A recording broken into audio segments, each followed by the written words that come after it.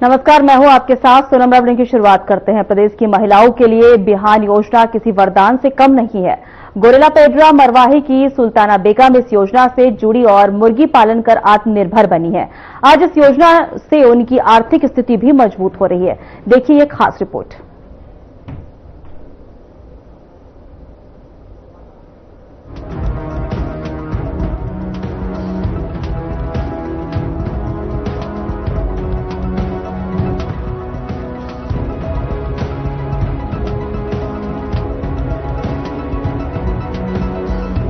छत्तीसगढ़ के गोरेला पेड्रा मरवाही जिले में बिहान योजना के माध्यम से ग्रामीण महिलाओं की जिंदगी में सकारात्मक बदलाव देखने को मिल रहे हैं।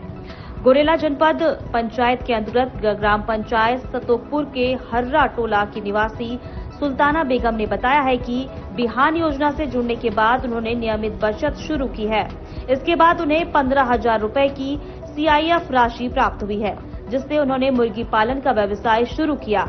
सुल्ताना बेगम के अनुसार आज इस व्यवसाय से उन्हें हर महीने 40,000 रुपए से अधिक की आमदनी हो रही है। आर्थिक रूप से सशक्त बनने के साथ ही वे अपने बच्चों को बेहतर शिक्षा भी उपलब्ध करा रही हैं। उन्होंने कहा कि बिहान योजना से जुड़कर उनका भविष्य संवर गया है। मेरा नाम सुल्ताना बेगम है। मैं ग्राम पंचायत हर्रा टोला ग्राम सतोखपुर की हूँ। और मेरी पहले आर्थिक स्थिति बहुत ही खराब थी। मैं रोजी मजदूरी करने निकल रही थी। मेरे हस्बैंड भी दूसरे की मजदूरी में जा रहे थे। और इस दौरान फिर 2018-19 में हमारे ग्राम पंचायत सतोखपुर में एक बिहान दीदी आई। बिहान उसने से बारे में बताई। उसने फिर मैं जुड़ने के बाद में 10 रुपये बचत की। बचत के बाद में खाता खुलने के बाद उस 15,000 CIF राशि RF राशि आई। उसको लेके मैं यहाँ जमीन खरीदी। जमीन खरीदने के बाद में छोटा सा फार्म बनाई, जिसमें मैं 500 चिक्स डाल रही थी। और आज की डेट में थोड़ा बड़ा बना ली हूँ तो 2,000 चूजा आ जाता है मेरे फार्म में। और ये बहुत अच्छा ही बिहान है जो सहारा है मेरा। और मैं बिहान में जुड़ के बहुत अच्छा फील करती हूँ। और मुझे बहुत अच्छा लगा कि मैं गरीबी से उभर के बाहर आ चुकी हूँ और अच्छे लेवल में हूँ। और मैं और भी दीदियों को कहना चाहती हूँ कि वो भी दीदी अपना लेवल अच्छा बनाए और बिहान में जुड़कर अपनी आर्थिक स्थिति को सुधारे, अपने बच्चों को अच्छी शिक्षा, अच्छा खाना, अच्छा कपड़ा दे और अच्छी जगह घूमे और बिहान में जुड़ जाएं। कितना इनकम? और मेरा इनकम साल भर में 2 लाख 3 लाख रुपए हो जाता है। मतलब महीने में 60-70 हजार रुपए, जैसे रेट के ऊपर रहता है। रेट आता है तो कभी मैं 1 लाख रुपए भी महीना कमा लेती हूँ, कभी 70 भी कमा लेती हूँ और कभी 40 भी कमा लेती हूँ। रेट के हिसाब से जैसा रेट रहता है वैसा। मैं महिलाओं से ये कहना चाहती हूँ कि वो दीदी जो गरीबी झेल रही हैं, दूसरों की मजदूरी कर रही हैं, वो एक बार बिहान उसमें जुड़कर और अपना भविष्य संवार लें। क्योंकि मेरा भविष्य भी हम बिहान योजना में ही जुड़ के मेरा भविष्य संवरा है। और मैं घर वही अच्छा बना ली हूँ, अपने बच्चों को भी शिक्षा अच्छी दे रही हूँ। मेरे घर में हर एक चीज है, कोई चीज की कमी नहीं है। और सभी दीदी चाहती हूँ जैसी स्थिति मेरी है वैसी स्थिति सभी दीदियों की हो जाए। धन्यवाद। सभी को मेरा नमस्कार। मेरा नाम कुनैनी है और मैं प्रगति महिला संकुल संगठन लालपुर की PRP हूँ, गौरेला ब्लॉक GPM जिला से। और यहाँ ग्राम पंचायत हर्रा टोला में सुल्ताना बेगम के द्वारा मुर्गी पालन किया जा रहा है, जिसमें हमारे बिहान योजना की तरफ से उनको ट्रेनिंग दिलवाया गया है मुर्गी पालन के लिए और राशि उपलब्ध भी कराया जाता है। और उसके बाद समूह में जुड़ने के बाद इनका आर्थिक स्थिति में सुधार आया है। इनका मंथली 60-70 हजार रुपए इनकम हो जाता है सर मुर्गी पालन से। वहीं जिला पंचायत के मुख्य कार्यपालन अधिकारी मुकेश रावटे ने बताया कि जिले की महिलाएं बिहान योजना के तहत विभिन्न स्वरोजगारों गतिविधियों से जुड़ रही हैं। इससे उनकी आय में लगातार वृद्धि हो रही है और वे लखपति दीदी बनने की दिशा में आगे बढ़ रही हैं। हाँ, माननीय प्रधानमंत्री जी का हमेशा वक्तव्य रहा है कि लखपति दीदियों की संख्या हमको बढ़ानी है। और अभी भी जैसे कि आपको पता है कि संख्या बढ़ाने की बात कही है और हर जिले को राज्य शासन से भी निर्देशित किया जा रहा है कि आप लोग लखपति दीदी बढ़ाने की दिशा में आगे काम करें। और इसी तारतम्य में हम लोग आजीविका गतिविधियों की संख्या बढ़ाने की दिशा में काम कर रहे हैं और दीदियाँ इस दिशा में अग्रसर हो रही हैं। और न केवल एक गतिविधि बल्कि एक दीदी 2 से 3 गतिविधियों में कार्य कर रही हैं, जिससे उनकी आजीविका का सोर्स बढ़ा है, आय का स्रोत बढ़ा है और निश्चित ही लखपति बनने की दिशा में अग्रसर रहेंगी। और जो माननीय प्रधानमंत्री जी का स्वप्न है कि हर दीदी लखपति बने, वो जरूर पूर्ण होगा। बिहान योजना ग्रामीण महिलाओं के सशक्तिकरण और आत्मनिर्भरता की दिशा में एक महत्वपूर्ण कदम साबित हो रही है। Bureau report.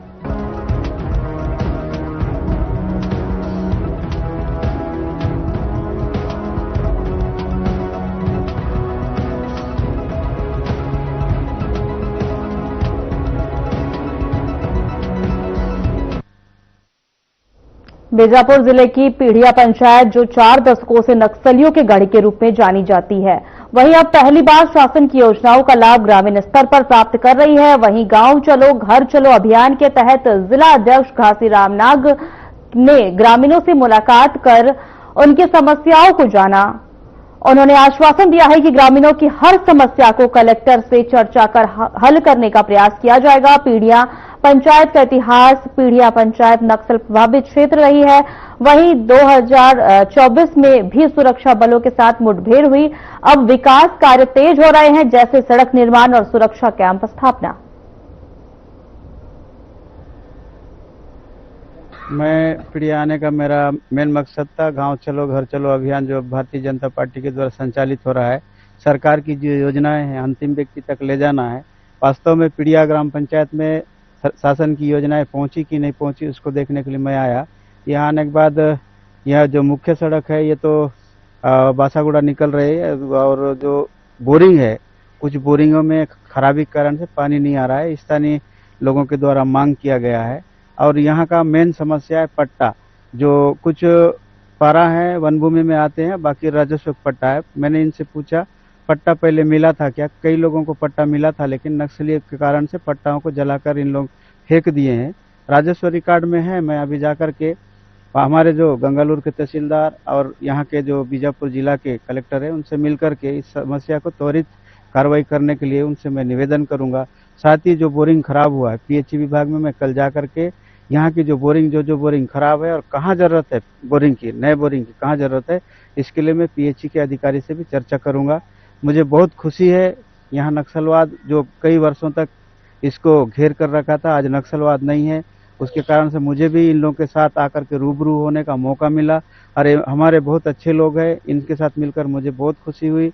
और यहाँ की जो जनमानस की सोच है बहुत अच्छी है। आज ये सरकार की विकास धारा से मूलभूत के साथ विकास धारा में जुड़ने के लिए तैयार है। इन लोगों को मैंने प्रेरित किया। शासन की योजनाएं जैसे महातारी बंधन है, सड़क बिजली पानी है, शौचालय है, सौर सुजला है, इनके बारे में मैं इन लोगों से बात किया तो सब तैयार हैं। लेकिन यहाँ मेन इस विकास पे आड़ा बन रहा है तो आधार कार्ड बन रहा है और वोटर आईडी है। मैं कलेक्टर महोदय से भी निवेदन करूंगा यहाँ तत्काल वोटर आईडी और आधार कार्ड बने, जिससे हमारे इस क्षेत्र के माता एवं बहनों को महातारी बंधन का लाभ मिले। मुझे भी यहाँ इन लोगों के द्वारा बताया गया कि यहाँ एक गमपुर करके है गांव जो ना पीढ़िया में आता है ना एडेसमेटा में आता है, कभी इधर तो कभी उधर। इसको मैं कलेक्टर साहब को लिखित में आवेदन करूंगा, इसको चाहे हो तो पीढ़िया में जोड़े या एडेसमेटा में जोड़े, लेकिन हैं तो वहाँ हमारे क्षेत्र के निवासी, उनको इसका शासन का लाभ मिलना चाहिए। और मेरे प्रयास रहेगा कि जब तक उनको किसी न किसी ग्राम पंचायत में नहीं जोड़ेंगे मैं अपनी इस कार्रवाई को लेकर चलते रहूंगा। कलेक्टर साहब से मिलते रहूंगा, मंत्रियों से भी अवगत कराते रहूंगा। मैं पीढ़िया का सरपंच हूँ। अभी जो आपने कहा था कि हमारे गांव में एक पीढ़िया पंचायत से एक एडीएनआर है और वो गांव को अभी फिलहाल अभी तोड़का पंचायत में जोड़ा गया है। मैं यही चाहता हूं कि उस तोड़का पंचायत से जो पारा जुड़ा है उस पारा को फिर पुनः यहाँ पर पीढ़िया में जोड़ने का कष्ट करे। मैं अभी अपने पार्टी बीजेपी पार्टी घासीराम भैया से भी कहता हूं और कलेक्टर साहब से भी यही अपील करता हूं कि वो जल्द से जल्द हो जो एडीएनआर पारा जो तोड़का में उसको पुनः यहाँ पर पीढ़िया में फिर जोड़ दिया जाए। इसमें पहले तो ऐसा कुछ व्यवस्था नहीं था, नक्सलियों के चलते से कई साल से अपना पीढ़िया गांव भी पीछे पड़ा था। तो देखिए तो आज इस शास्त्र में अभी रोड खुला है। मैं स्वास्थ्य विभाग से यही कहना चाहता हूं कि अभी तो रोड पहले जैसा माहौल भी नहीं है, अब तो बहुत कुछ सुधार हुआ है और विकास की ओर चल रही है गांव। तो स्वास्थ्य विभाग वालों से मैं कहना चाहता हूं कि और अपने गांव में आए और कुपोषित बच्चों को सर्वे किया जाए और उनको कुपोषित जितने बच्चे हैं उनका सुविधा कराया जाए। कांकेर जिले के कोयली बेड़ा विकासखंड की ग्राम पंचायत छिंदपाल में अंतागढ़ विधानसभा के लोकप्रिय विधायक विक्रम उसेंडी पहुंचे, जहां विधायक विक्रम उसेंडी ने लोगों को संबोधित करते हुए केंद्र व राज्य सरकार द्वारा चलाई जा रही विभिन्न जन कल्याणकारी योजनाओं के बारे में बताया। इस दौरान विधायक विक्रम उसेंडी ने ग्राम पंचायत छिंदपाल के लिए सामुदायिक भवन व स्कूल परिसर में दिन शेड के साथ ही ग्राम में जल आपूर्ति के लिए पानी टैंकर की घोषणा की।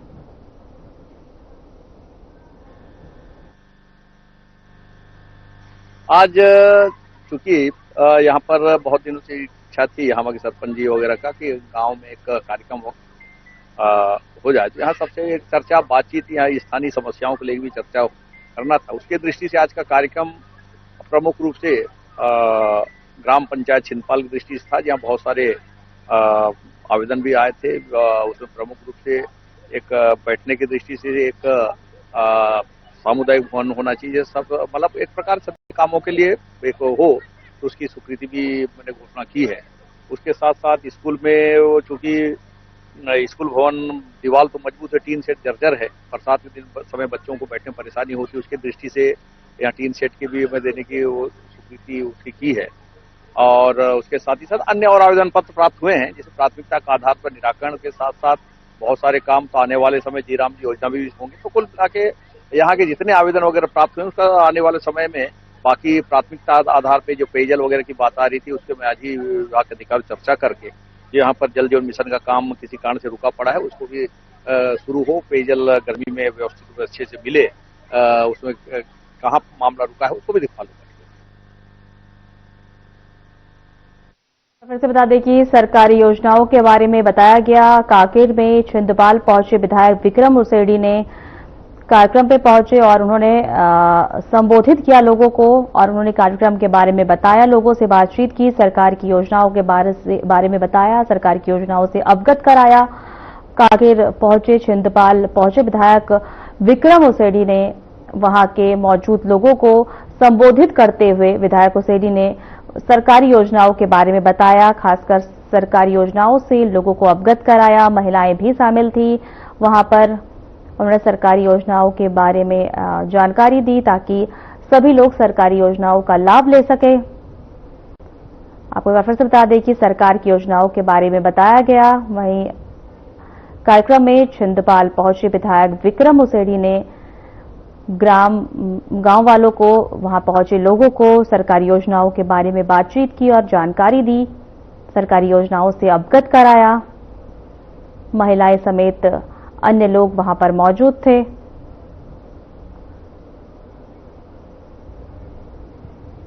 एक बार आपको फिर से बता दें कि कांकेर जिले के कोयली बेड़ा विकासखंड की ग्राम पंचायत छिंदपाल में अंतागढ़ विधानसभा के लोकप्रिय विधायक विक्रम उसेंडी पहुंचे थे, जहां पर उन्होंने विधायक विक्रम उसेंडी ने लोगों को संबोधित किया, केंद्र व राज्य सरकार द्वारा चलाए जा रहे विभिन्न जन कल्याणकारी योजनाओं के बारे में बताया वहां के लोगों को। इस दौरान विधायक विक्रम उसेंडी ने ग्राम पंचायत छिंदपाल के सामुदायिक भवन व स्कूल परिसर में दिन शेड के साथ ही ग्राम में जलापूर्ति के लिए पानी टैंकर की घोषणा भी की। आपको एक बार फिर से बता दें कि उसेंडी पहुंचे और उन्होंने छिंदपाल विधायक विक्रम उसेंडी गांव पहुंचे, जहां पर उन्होंने ग्रामीणों को जल आपूर्ति के लिए पानी टैंकर देने की घोषणा की।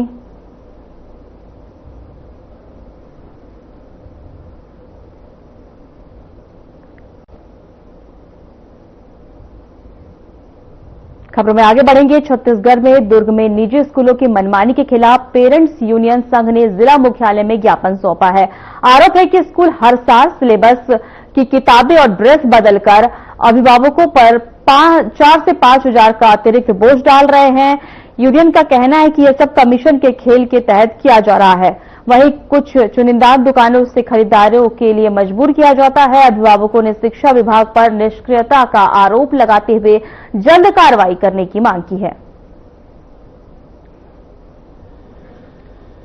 पेरेंट्स यूनियन की तरफ से आह्वान किया गया था आज कि जो शिक्षा का जो व्यवसायीकरण हो रहा है, उस व्यवसायीकरण के खिलाफ आवाज उठाना चाहिए। तो इसकी जानकारी हमको भी मिलती है, हम भी पेरेंट्स हैं तो आज आए हुए हैं, पेरेंट्स के साथ खड़े हुए हैं। और हमारा मेन उद्देश्य यही है कि जो निजी स्कूलों में जो शिक्षा का जो व्यवसायीकरण हो रहा है और बहुत सारी बातों आपको उन्होंने बताया अमित जैन जी ने। उसी विषय पे ना रखे, मैं और भी एक दो विषय है जिसके बारे में आपको बताना चाहता हूँ कि निजी स्कूलों में अब हमारी जब पढ़ाई है, बहुत सारे पेरेंट्स जहाँ पे उपस्थित, उनको सबको पता होना चाहिए कि जब हम पढ़ा करते थे तो जब स्कूलों की छुट्टी हुआ करती थी, सालाना छुट्टी में, तो 2 माह का फीस वसूला नहीं जाता था। अभी ऐसे भी इस शहर में, इस प्रदेश में ऐसे कई स्कूल है जो लगातार पेरेंट्सों से फीस छुट्टी के मई, जून, जुलाई में भी वसूला करते थे। कई लोगों ने तो बसों के भी फीस वसूले जब उनके बसें नहीं चलती थी। ये कुल मिला के व्यवसायीकरण है स्कूलों में, जिसके खिलाफ हम लोगों ने और पेरेंट्स ने आज आवाज उठाने का फैसला किया है। क्या लगता है ये पूरे नीचे से लेकर ऊपर तक सिस्टम सेट है क्या? ये सबको फायदा पहुंचाने की कोशिश की जा रही है? ये सबको फायदा पहुंचाने वाली की कोशिश है, एकदम सीधा सेट मामला है, सरकार के संरक्षण में होता है। और जब ये निजी स्कूल जब अपने स्कूल खोलने के लिए जब परमिशन लेने जाते हैं तो उसमें एक नॉर्म्स होता है, नो लॉस नो प्रॉफिट। अगर ये ऑडिट में अगर सरकार हर स्कूल वाले पे ऑडिट की टीम, महालेखाधिकार की टीम भेज दे तो उनको खुद समझ आ जाएगा कि किस स्कूल में नो लॉस है, किस उसमें प्रॉफिट है। यहाँ तो कई ऐसे स्कूल हैं जो सालाना करोड़ों कमा रहे हैं, लेकिन वो भी और वही स्कूलों के द्वारा इस तरीके के नियम आता है कि यहाँ से आप बुक खरीदिए, यहीं से आप ये ड्रेस लीजिए। तो सारे व्यवसायीकरण है। शिक्षा जो ऐसी चीज है जिसमें सेवा का भाव होना चाहिए, स्वास्थ्य और शिक्षा ऐसा चीज है इसमें कभी भी लाभ अर्जित का व्यापार का साधन बना लिया है। मैं एकदम व्यापार का साधन, वही बता रहा हूँ, इसका बोलने का तरीका व्यवसायीकरण कर रहे हैं इन लोग, इसके खिलाफ हम लोग आवाज बुलंद कर रहे हैं। मैं अयूब खान, पेरेंट्स बोल सकते हैं, वैसे कांग्रेस पार्टी से भी जुड़ा हुआ। लगातार आप लोग देख रहे हैं कि बाजार में, शहर में, देश में, आज देश तक ये माहौल बन गया है कि कॉपी पुस्तकों की निजी स्कूलों द्वारा और कॉपी पुस्तक दुकानों द्वारा लगातार मनमाने रेट में कम से कम 4-4, 5-5 हजार, 6-6 हजार रुपए में एक बच्चे की कॉपी पुस्तकें आ रही है, जिससे इतना ज्यादा ठगी का जो काम निजी स्कूलों और कुछ चंद बुक डिपो और हो सकता है कि शिक्षा विभाग भी उसमें संलिप्त हो, तो सभी ने मिलकर जो इस तरह से पालकों को ठगी करने का काम किया है, उसके लिए हम लोगों ने ज्ञापन देने की आज मांग की है। और हमारी जो प्रमुख मांगे हैं, पहली मांग हमारी ये है कि जो हर साल निजी स्कूलों द्वारा सिलेबस में आप देखेंगे कि प्रकाशक बदल दिया जाता है, जिसके कारण हर वर्ष हम पेरेंट्स को नई किताबें लेनी पड़ती है, तो हम लोगों के लिए बाध्य हो जाते हैं। तो हम लोगों की मांग थी कि कम से कम 5 साल सिलेबस के लेखक को, प्रकाशक को ना बदला जाए। और उसी के साथ ड्रेस कोड के लिए भी यही है, ड्रेस को भी 5 साल में बदल दिया जाता है, हर साल बदला जाता है, तो उसको भी कम से कम 5 साल तक अनिवार्य रूप से लागू किया जाए। और तीसरी बात, अगर कहीं इनके जरूरत पड़ती है कि हाँ प्रकाशक बदलना है स्कूल वालों को, तो उस समय वो जिला शिक्षा अधिकारी से पहले वो अप्रूवल लें, और अप्रूवल लेने के बाद कम से कम 3 महीना पहले अप्रूवल लिस्ट को नोटिस बोर्ड पे अपने स्कूल के चस्पा कर दें और वेबसाइट पोर्टल पे अपलोड कर दें। जब 3 महीना पहले लिस्ट पता चल जाएगी कि ये बुक्स चलने वाली है, सभी दुकानों में कॉपी पुस्तकें मिलने लगेगी, तो ये रेट आपस में कंपटीशन होगा, रेट का ये जो क्राइसिस है खत्म हो जाएगा। एनसीईआरटी की बुक को जहाँ भी सीबीएसई कोर्स चल रहा है वहाँ पे एनसीईआरटी की बुक को नहीं शामिल किया जाता है। प्राइवेट जो प्रकाशन है उनको दिया जाता है, जिसकी कीमत लगभग हजारों, एक किताब की कीमत 1000। वही एक सब्जेक्ट की 3-3, 4-4 किताब पढ़ाई जाती है। इस संबंध में आपने जिला शिक्षा अधिकारी से संपर्क किया है? जिला शिक्षा अधिकारी जी के पास भी आज जाएंगे हम लोग। पहले कलेक्टर महोदय को हम लोगों ने सोचा, क्योंकि जनदर्शन है, तो जनदर्शन के माध्यम से हम लोग कलेक्टर महोदय को शिकायत करेंगे, और चूंकि उनका विभाग, शिक्षा विभाग, फाइल यहाँ आना ही है, तो उसके बाद इनसे भी मुलाकात करेंगे। और जहां तक रही बात, आप एनसीईआरटी की बात जो अभी बोल रहे थे, ये तो पहले आदेश में था कि सिर्फ एनसीईआरटी पुस्तक चलानी है, लेकिन फिर हाईकोर्ट का एक आदेश व्हाट्सएप के माध्यम से मुझे, लेकिन वो आदेश की कॉपी नहीं दिखी, लेकिन लिखा हुआ दिखा कि इन लोग इन हाउस की पुस्तकों के नाम से निजी स्कूल वाले अपनी अलग अलग लेखक की, प्रकाशक की पुस्तकों को चलाते हैं स्कूल में, और पेरेंट्स के ऊपर दबाव बनता है। और उन्हीं पुस्तकों का रेट, जो एनसीईआरटी की पुस्तक आप देखेंगे 20 पेज की मिलेगी, 40 रुपए होती है, और इनकी कौन सी शाही से लिखते हैं पता नहीं, वो 400 रुपए की हो जाती है। बड़ा ही गंभीर विषय है। इसी विषय को लेके इसलिए हमने प्रकाशक ही मत बदलो, आप नहीं बदलेंगे समस्या खत्म हो जाएगी। कहीं ना कहीं जो है पालक जो है वो पेरेंट्स डरते हैं स्कूलों के इसके खिलाफ कि अगर हम आवाज उठाएंगे तो हमारे बच्चे के साथ दुर्व्यवहार लिया जाएगा।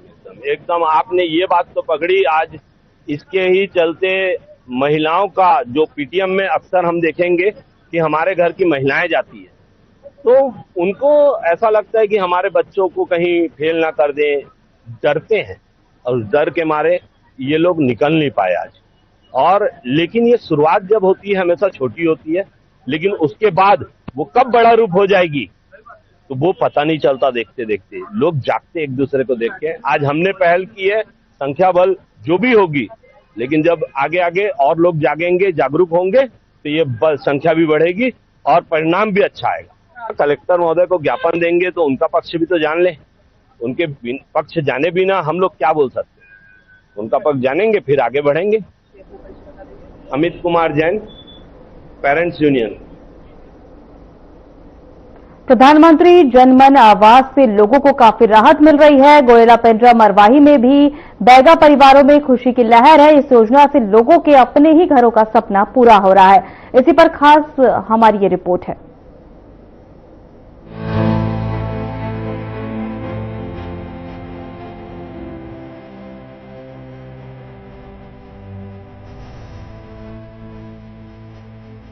गोरेला पेंड्रा मरवाही जिले के आकांक्षी विकास खंड गोरेला में प्रधानमंत्री जनमन आवास योजना के तहत उल्लेखनीय प्रगति देखने को मिल रही है।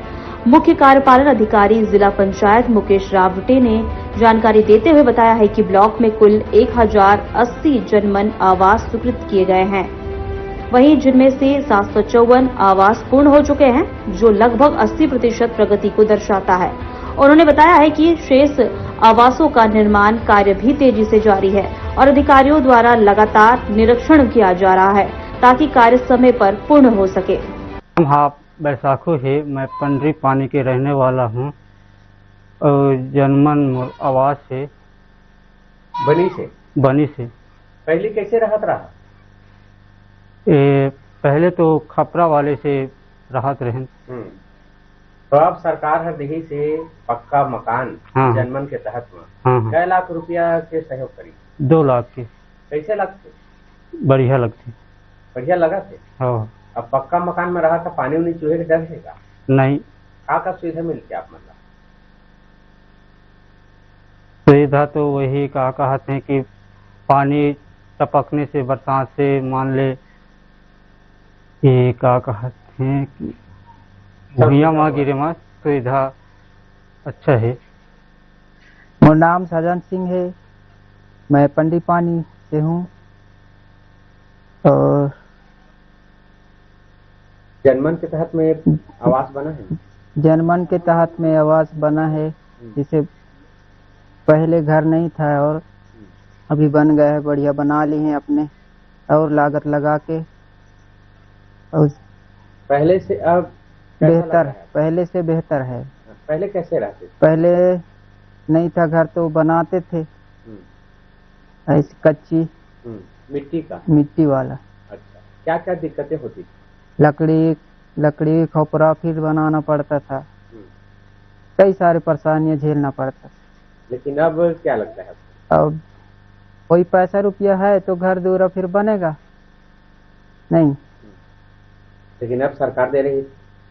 सरकार दे रही तो भले सुविधा मिल गया है। जैसे गरीब हैं तो मिल जाता है घर रहने के लिए, सब बसने के लिए। इसके लिए प्रधानमंत्री को धन्यवाद। मेरा नाम है भदिया बाई वाइगा। पहले तो मिट्टी के घर दीवार रहे थे तो उसी घर में रहे थे। अभी जनमन आवास आए थे तो अच्छा लग रहे थे। क्या सुविधाएं अभी मिलती हैं? अभी अच्छी है। अच्छा है, बढ़िया लग रहा है। हाँ, बस बढ़िया लग रहे थे। पहले कैसे रहते थे? पहले तो एकदम से मिट्टी घर छोटा ऐसे रहे थे। किस में सोते थे? मिट्टी के घर में। मिट्टी घर में, जमीन में? जमीन की। अब सुविधा हो गई है? अब हो गया। क्या कहना चाहते हैं सरकार से, क्या बात रखना चाहते हैं? प्रधानमंत्री के धन्यवाद। मैं समारोह बैगा ग्राम पंडरी पानी से। मेरा आवास पीएम जनमन आवास योजना। फिलहाल हमारे खास वीडियो में इतना ही। नमस्कार।